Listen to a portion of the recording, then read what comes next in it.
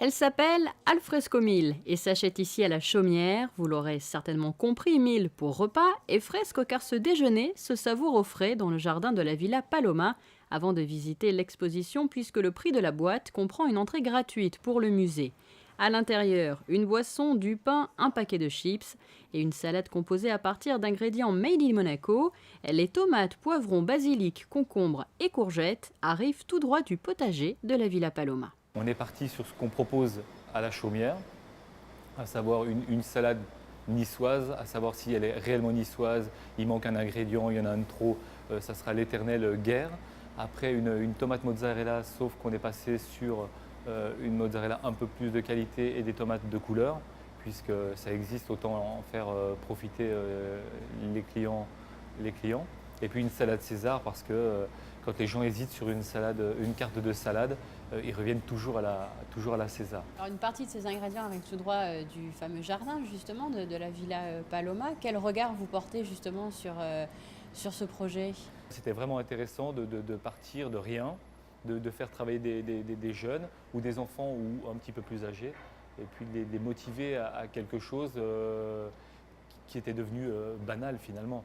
On va au supermarché, on prend des herbes, elles sont ou sous plastique ou autre, et puis d'un seul coup, voilà, elles sont là, elles poussent. Quand le matin, j'ai la chance d'aller les cueillir quelquefois, elles sont tièdes, les feuilles sont tièdes, enfin bref, c'est magique. Et derrière cette lunchbox se cache donc un véritable projet pédagogique et qui a vu le jour il y a 2 ans. Le contenant et le contenu ont fait l'objet de maintes attentions de la part des enfants de Monaco. Pour les faire rentrer au musée, on les a fait passer par le jardin potager et par des ateliers graphisme avec le studio de graphisme Milano Collective à Milan.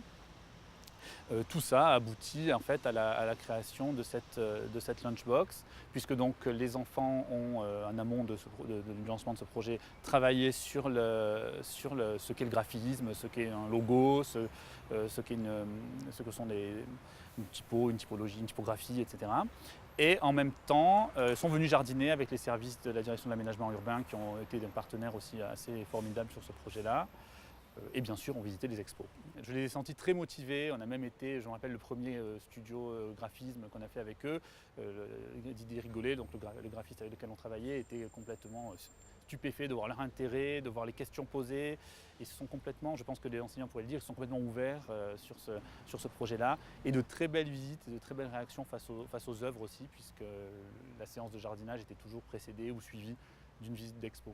Un jardin dans un musée, un concept assez inédit qui plaît beaucoup, une jolie transition entre le monde extérieur et celui de l'art.